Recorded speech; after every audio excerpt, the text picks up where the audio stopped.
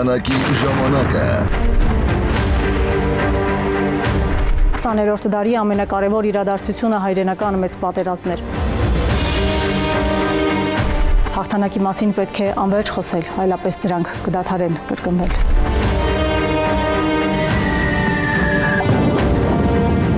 Այդ հաղթանակը ապացույցն է այն թեզի, որ ուժը միասնության մեջ է։ Հաղթեցին մեր պապերը, ոչ միայն այդ ժամանակաշրջանի, այլև այսօրվա ու վաղվա համար։ Կյանքի գնով ձեռք բերած այս հաղթանակի առջև մեր խոնարհումը հավերժական է, իսկ պարտքն է խոսել այդ մասին։ Քանզի երբեք չի սպառվում հաղթանակի մասին խոսելու ժամանակը։ Հաղթանակի ժամանակը դիտեք յուրաքանչյուր կիրակի ժամը 22-ին կենտրոնի եթերում։ Նախագիծն իրականացվում է Գագիկ Ծառուկյան բարեգործական հիմնադրամի աջակցությամբ։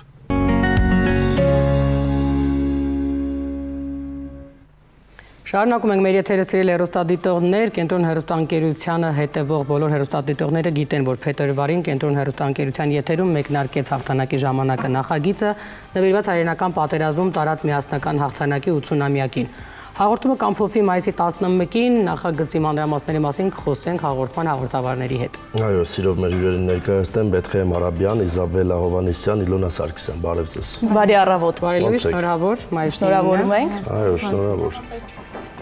Ոնց էր ձեր կանանց համար այս հաղորդումը եւ նրա ուժը։ Ասեմ շատ հետաքրքիր էր, մեծ պատասխանատվությամբ ընդունեցի հաղթանակի ժամանակը հաղորդաշարին մասնակցելու առաջարկը, գործ ունեինք համաշխարհային պատմության ամենամասշտաբային պատերազմի հետ, որտեղ մեր հայերի անունները ոսկե տառերով են գրված։ Հաղորդաշարի ընթացքում մենք ներկայացրել ենք լսված ու չլսված ամենահետաքրքիր դրվագները, բացառիկ պատմություններ հենց առաջին ձեռքից։ Մենք այցելել ենք մեր վետերաններին, հիմա Հայաստանում 37 վետերան կա, տարբեր մարզերում ենք եղել, զրուցել ենք նրանց հետ, անչափ հետաքրքիր էր եւ մեր երախտիկի խոսքն ենք ասել նրանց սխրանքների համար եւ այն հաղթանակի համար, ինչը նրանք պարգևեցին։ Նշեմ, որ հաղթանակի ժամանակը հաղորդաշարը կյանքի է կոչվել Գագիկ Ծառուկյան բարեգործական հիմնադրամի աջակցությամբ։ Հենց սկզբից մինչև վերջ մեր կողքին եղել է մամուլի խոսնակի Վետա Տոնոյանը եւ մենք բոլորս մեր առաջ խնդիր էինք դրել ամենայն պատվով եւ ճշգրտությամբ ներկայացնենք պատմությունը, քանի որ խեղաթյուրելու այսպես փորձեր արվում են եւ հուսով եմ, որ այն նաեւ կհետաքրքրի մեր նոր սերնդին, նաեւ դպրոցականներին, որպեսզի իրենք էլ այս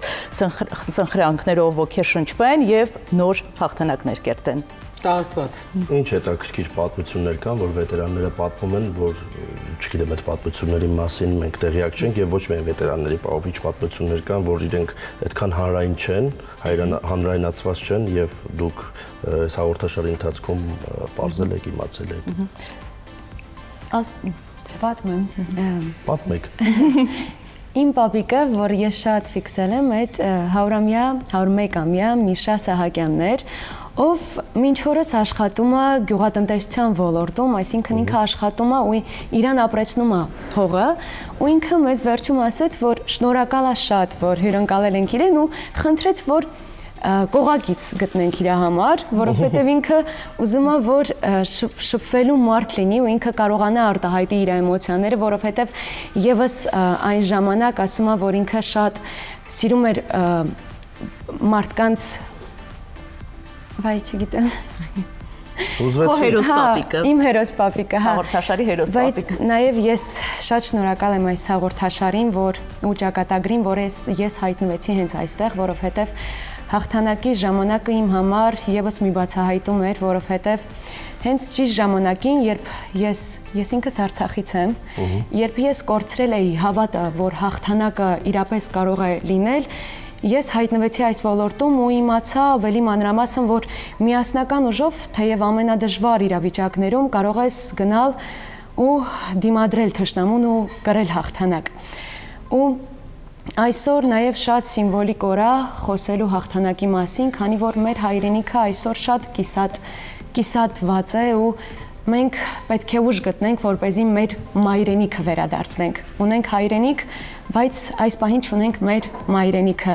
Դրա համար հաղթանակի ժամանակը պետք է իրապես նաև այսօր կնքվի։ Իհարկե, իսկ պապիկին կողակից գտաք, թե չէ։ Չգտանք, բայց փնտրում ենք։ Բայց փնտրում եք։ Փնտրում ենք։ Պլանկան դրվել է, որ 60 տարեկանից մի քիչ բարձր կողակից, եթե անգամ դուք էլ Եվ լավ զրուցակից։ Հա, եթե անգամ դուք էլ ունենաք Շատ դժվար է գտնել կին, ով քիչ է խոսում։ Դրա համար ինձ թվում է լավ զրուցակից կգտնեք անպայման։ Դե պապիկն էլ արդեն 101 տարեկան է, կյանքի մեծ փորձով, ինքը մեթոդներ է իմանա, ոնց անել, որ իր համար հետաքրքիր լինի։ Նրա աղջիկը լռում է համեստորեն։ Ես սպասում էի գործընկերներից, ուզում եմ խոսել հաղորդաշարի մեկ նշանակության մասին, որը առօրյային չվերաբերող է եւ գլոբալիզացիայի տարածաշրջանում արագ լուրերի, իրադարձությունների, որտեղ ամենասահմռկեցուցիչ լուրերն անգամ մեր վրա արդեն սկսել են շատ կարճ շատև ազդեցություն թողնել, բերել օրակարգ հայրենական մեծ պատերազմը եւ խոսել 600,000 հայի մասին, կարծում եմ շատ կարեւոր էր եւ խնդիր էր, որպեսզի դա հետաքրքիր լինի մարդկանց։ Ես կարծում եմ, որ ուրիշների գնահատականները մեջ բերելով, հատկապես մեր պատմաբանների, սա հաջողված էր նրանով, որովհետեւ խոսել մարշալների մասին, խոսել մեր ծովակալի մասին, ասել այն մասին, թե ինչ կտանքների եւ տանջանքների միջով անցան, ովքեր դատական կարգով հետո վերականգնեցին իրենց մարշալի կամ ծովակալի կոչումը, ում հետ ինչպես էր առնչվում Ստալինը, մեզ թվում է, թե 17-18 տիկտոկյան կամ ինստագրամյան սոցհարթակում իր առօրյան կառուցող մարդուն դա գուցե չհետաքրքրի, բայց այդպես չէ, հենց նույն տիկտոկյան հարթակում ինձ գրում էին մարդիկ, որ իրենց պապիկները եւս մասնակիցներ են, ցավոք մեր ժամանակակիցը չեն, եւ ցույց է տալիս այն ամենը, որ երբ դու մատուցում ես այն, ինչ դու ուզում ես, դրա սպառողը միշտ լինում է եւ բոլորը մեղադրանքները եւ այլն, որ սա է դիտվում, էս պահանջված, էս մի բանը պահանջված չէ, այս հաղորդաշարը մի փոքր այլ երանգներ տվեց նաեւ այդ մասին։ Մասնագիտական առումով եւս շատ կարեւոր էր անընդհատ քաղաքական, իրավական հարթությունում լինելուց հետո խոսել մի բանի մասին, որի ընթացքում դու ինքդ եւս որոշակի տեղեկություններ ես ստանում, փոխանցում ես քո շրջապատում, ձևավորվում է այդ զրույցը, այդ հաղորդաշարի մասին, կարծում եմ, որ արժեր այս ամիսներին այդ ամենով անցնել, ինչպես նաեւ խոսել մեր վետերանների հետ, խոսել պատմաբանների հետ, եւս մեկ անգամ թարմացնել մեր հուշերը եւ հիշողությունները, ինչպես նաեւ հարստացնել պատմական գիտելիքները, որովհետեւ դրանք հետագայում այս հաղորդաշարում մեկ այլ ձևաչափով եւ մեկ այլ ձևաչափով մենք շարունակելու ենք խոսել այդ մասին, որովհետեւ այլևս ավելի շատ գիտենք այդ մասին։ Եվ տարածական առումով մարդիկ օրինակ իմ հերոսներից մեկը ջավախցի էր, մեծ արձագանք էր գտել, որը բնակվում էր Երևանում այնտեղ եւ առհասարակ այդ մարդիկ, որոնք անցել են պատերազմի բովով, անընդհատ ունեն գնահատվելու կարիք, ուշադրության կենտրոնում լինելու կարիք, Պաշտպանության նախարարության տվյալներով շուրջ 30 է նրանց թիվը եւ նրանց շարքերը նվազում են եւ վերցնել նրանցից ամեն ինչ եւ որսալ ոչ բոլորին է բախտ վիճակվում։ Իրականում այն որ պիտի ճանաչես, որ գոնե թե որոշես ճանաչելուց հետո սիրել թե ոչ, շատ կարևոր է եւ մենք այդ ընտրությունը մեզնից հեռացրել ենք, մենք անգամ առանց ճանաչելու կարող ենք որոշել, որ չպետք է սիրել, եւ ես ասում եմ, հայրենիքի սերը ձևավորվում է այն ժամանակ, երբ ճանաչում ես։ Հետաքրքիր է վերջերս մեր հյուրերից մեկը ինձ հարցրեց, որտեղից է գալիս հայրենիքի հանդեպ իմ սերը։ Ես այդ ժամանակ էլ չգիտեի պատասխանը, որովհետեւ այնպես չի, որ ինձ տանը մեծացրել են հայրենասիրական ամենօրյա պատմություններով, բայց անընդհատ մտածում էի այդ տղայի հնչեցրած հարցի մասին, հետո ուղղակի եկա այն եզրահանգման, որ ժամանակի ընթացքում հաղորդումների ընթացքում ես բացահայտել եմ, ճանաչել եմ մեր պատմությունից մարդկանց, անուններ, ովքեր եղել են ամենատարբեր ոլորտների։ Ընդամենը մի քանի տարի առաջ կար մի հաղորդաշար, որտեղ մենք միջնադարից սկսել էինք անուններ բացահայտել, մինչև մեր օրեր, սկսած Մաշտոցից, Նարեկացուց եւ այլն։ Եվ ես հասկացա, որ ուղղակի ճանաչելով ինչ անուններ ունի հայը, ինչ ճանապարհ է անցել, ինչ փորձությունների միջով է անցել, ինչ թագավորներ է ունեցել, որովհետև նրանց են անդրադարձել, ինչեր է գրավել եւ ինչ է կորցրել, ես հասկացա, որ դրա արդյունքում է ձևավորվել նաեւ մի տեսակ այդ սերն ու պատասխանատվությունը, բացի մանկությունը ու հուշերը։ Մենք իրականում այսօր ես համարում եմ, որ եթե կա անտարբերություն հայրենիքի պահպանման կամ սիրո կամ մարդու անգամ հայի հանդեպ, այդ անճանաչելիության արդյունքում է։ Հիմա դուք այս հաղորդման ընթացքում ճանաչեցիք ուզենք թե չուզենք, որովհետև մենք անուններ ենք բացահայտում, մարդկանց ենք բացահայտում, պատմությունն ենք բացահայտում, ինչ որ բան քրքրելով, եւ 3 կանայք, ովքեր խոսում են պատերազմի ու հաղթանակի մասին։ Իրականում պարզ է տպավորությունները ինչ է թողել, բայց ինչ հետևություն է ձևավորել այս հաղորդումից։ Տեսեք, մեր առաջին հաղորդաշարը հենց վերաբերում էր հայերի մասնակցությանը, մենք ինչպես գիտենք 600,000 հայ է մասնակցել մեծ հայրենականին, 300,000-ը չի վերադարձել եւ ներկայացրեցինք մեր հայերի մասնակցությունը, նրանց ճանապարհը, սակայն տարբեր թեմաների անդրադառնալով, տարբեր ճակատամարտերի,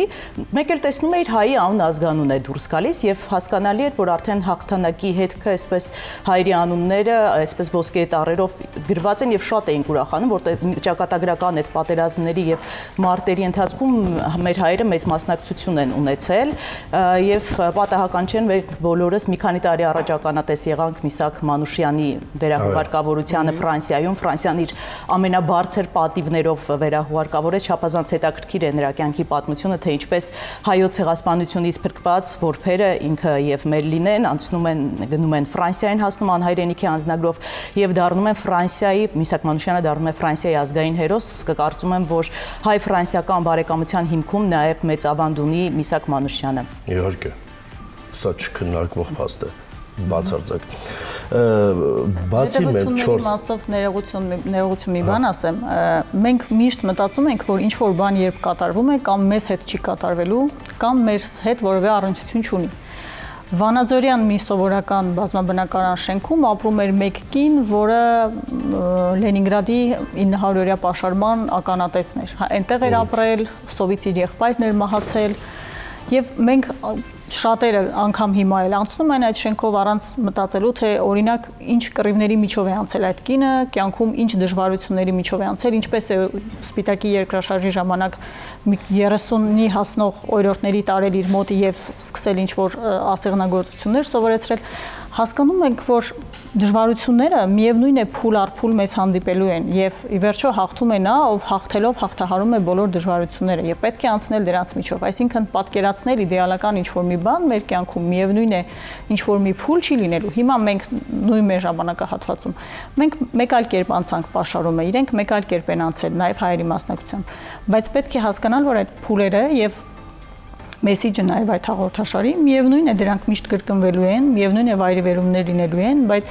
երբեք պետք է չկոտրեն դրանք մարդկանց, որպեսզի մարդը հասկանա, որ այդ դժվարությունը ստեղծվել է, որպեսզի հաղթահարի եւ անցնի առաջ։ Սա շատ կարեւոր մեսիջ է։ Ինձ հետաքրքիր է հաղորդման ընթացքում, որովհետեւ ես նման ինֆորմացիա չունեմ, անկեղծ ասած չեմ հետաքրքրվել, պես պահին հետաքրքրեց 600,000 հայ է մասնակցել,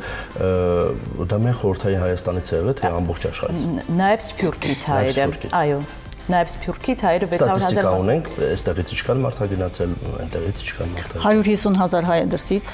ըստ